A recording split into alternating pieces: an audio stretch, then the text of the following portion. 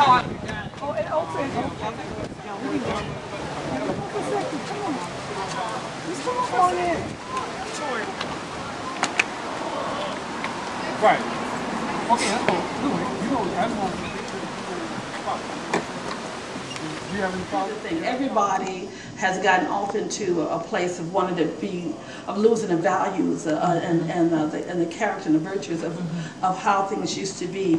And with the Gullah people, you know, nobody even know that you even exist. And that's the thing. Most people don't know that this culture even exists, period. Right. And see, why I said to you that I wanted you to say that on camera is because you had first said the purity and the richness, the authenticity of the culture is what people are looking for. Yes, they are. And we are in a place that I love. This is Colleen's birthplace, Charleston, South Carolina. But one of the things we have fought for is for this city to recognize the authenticity of the culture. Right. And this is one of these days that's monumental that's being done. And one of the key things is that people think that as long as it's commercialized, that's all people want to see, and that's not true. No, you want to see the purity. You are visiting from Tennessee, and you stop me on the street. I'm thinking y'all trying to come to this event, and you talking about, no, sister, I need you to turn around. I want a picture. and so that's the thing. And we always say, try the spirit by the spirit. Right. So that's where the connection is in the spirit and the heart and the soul of the people. And so we always tell people, but if honey ain't know where honey they from, honey ain't quite know where honey to why. So like they would say, Kofa, go back and fetch it. So that's what you're doing. You're trying to get the rest of African Americans and people of color to say, come back to where the root of it is at. Then pick up what we left behind and go forward. And we appreciate you for doing that. We appreciate you for doing that. Many blessings. Now, Hunter Chiller, this your pastor will come here, and this your pastor will deal y'all. Okay. So we got a come here and a business. We thank the Lord for both of them. And you see how God blessed this your day. And I tell y'all, a little while ago, I could be the one shouting right here, and then like I did in Charleston. As soon as the turn around, we got some sisters one more shouting. So you know that. So you know when we just say, oh, freedom. Oh, freedom. That's right. Oh, freedom over me. And before I be a slave, I want to be buried in my grave. I'd fly home to my God and be free. Yes. Praise God. Yes. Praise God. Praise God. God bless you. Yes. That was Gullah. Yes. This is so powerful. In the South, he said the parties in this conflict are not merely abolitionists and slaveholders. They are atheists, socialists, communists, red Republicans, Jacobins on one side, and the friends of order and regulated freedom on the other. So you get a sense of what was going on at the time. Well, Robert Smalls and his crew, I'm sure, had no idea that this was going on. All they knew was that they were enslaved. They didn't want to be enslaved anymore. So on the night of May 13th, I'm kind of nervous because all these people what about Robert Smalls? I don't blame you. It's true. On the night of May 13th, Robert Smalls and his enslaved crew on board the Planter, and again I'm kind of nervous because I'm talking about my great-great-grandfather, who went ashore, the white crew went ashore that night. They weren't supposed to, but they did. So that night, Robert Smalls and his crew, for several weeks, been plotting this. If that happened, if the white crew went on shore, they would commandeer the ship, go over to another wharf where their families and other enslaved people were, pick them up, sail through the harbor, and surrender the ship to the Union blockade outside the harbor. Sounds pretty easy, right? Okay. It wasn't. It required a great deal of planning, a lot of sleuthing, to pull us off. For one thing, Robert Smalls was the wheelman, really the pilot on board the Planter, so he knew where all the mines in the harbor were planted. He also knew all the signals to get ports. So, and he knew that the captain of the ship, Captain Relier, wore a white or a light-colored straw hat. And so when they took off on this journey, they also knew that if they left right at dawn, the sentries in the forts would recognize the ship, but they wouldn't recognize that the crew was either white or black. So they went through the channel, gave all the proper signals to the fort. As soon as they got out of range of the guns from the forts in Charleston Harbor, they lowered the Confederate flag, raised the white surrender flag, and surrendered the ship to the Union Navy. Well, this was a big deal. Because now the abolitionists who had been saying that the enslaved people in the South, that African Americans weren't never been as smart as whites, if they had a chance they could really prove that. Well, this proved it. You know what? I am not going to tell you what they said because it's all in the book. Okay? So they really had a field day with this event because Robert Small was proved that with careful planning, they can pull off something. And at this point, this is really the biggest thing that would happen during the Civil War. This is the biggest event, really, of any capture of any property during the Civil War. Well, if we left the story there with Robert Small, it would be a really important story. It would be a wonderful story. But the story of Robert Small really doesn't end with the capture of the plant. He later went on to serve in the Union military, piloting ships in the harbor. He purchased the house that his owner had owned when he was born, which we had an opportunity to see yesterday. He later was elected to Congress several times. I think 4 times he was elected to Congress. But he was also a very, very thoughtful person. He looked out for the family of his former owner.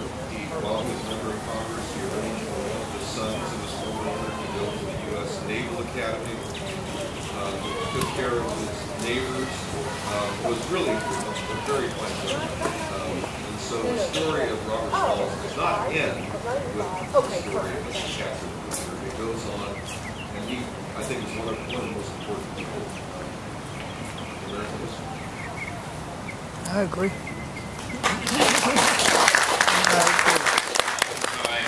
We talk about individuals, and it's rare that we actually have a chance to have one of the descendants. Today we have descendants from both sides of the story, but also the great grandsons. Robert and Lucas are here today too, another generation. But I wanted to introduce Michael Moore, great grandson of the Robert Small family. He's here on behalf of the family just to say a few words for us today.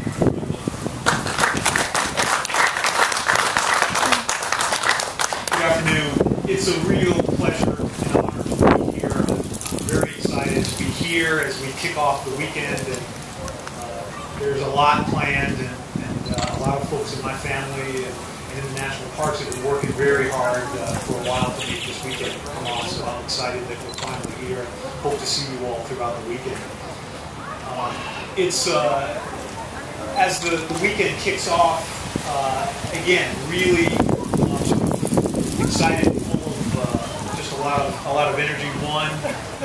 Really looking forward to have a chance to see the book. We got a chance to see a little peek early on, but the family's very excited, about the book that Mr. Sutton worked on, and so that's great. I hope you all have a chance to see that as well.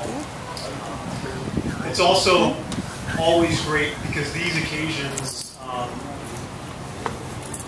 they're always, when I've been doing this since 1976, speaking about Robert Small since I was in 8th grade, and it seems like almost every time I'm with family or friends, or I meet, people, just like meeting Mr. Preston here. And earlier in the year, I had a chance to meet the great-grandson of S.F. DuPont, who was the admiral, I believe, who was in charge of the Union, I guess the Navy at that point. I have to watch like you, Bob. I have to say here as well. But it's just great. It's also always fun to be able to have my kids around. These are two of my four sons, David and Lucas, who are Robert Small's great-great-great-grandchildren. I just wanted to share just a little bit. When I think about history, when I think about the Civil War, to some degree, it sounds like, it feels like it's just very detached from now. It was a long time ago. 150 years is a long time. But if I think about it personally, as it relates to my family, it's a much more intimate kind of a thing. My great-grandmother, Elizabeth Smalls Banfield, was a little 2 or 3-year-old who was actually on the planet back 150 years ago. She only died a couple of years before I was born, and she actually lived with my mother and with my maternal grandparents for the last 10 or so years of her life. So I have all sorts of pictures of her with my mother and my grandparents, and obviously my connection to them makes her feel much more tangible. And even more so when I visit my grandparents, when I visit my parents in Florida, I actually sleep in her bed. I put my clothes in her dresser. And so that, again, just sort of brings all of this together to know and to realize that she was on the planter with her father back on May 12th and 13th, 1862. And it just makes this just much, much more real and tangible. So I have lots more to say, but I've got a long amount of time I've got to fill up tomorrow and tomorrow night, so hopefully you all so don't use it all up now. to take part in some of the other activities, and it's just, again, it's wonderful to be with you. Thank you. He told me kind of a fascinating little story, whether he wants to share that with you, but I'm glad you could come up with Needless to say, this was not a great day for the Rallier. when Robert Smalls stole the ship, but it sort of speaks a little bit of the relationship that slaves and masters had, particularly when you talked about Robert Smalls giving an appointment to one of his former owner's sons to go to the academy.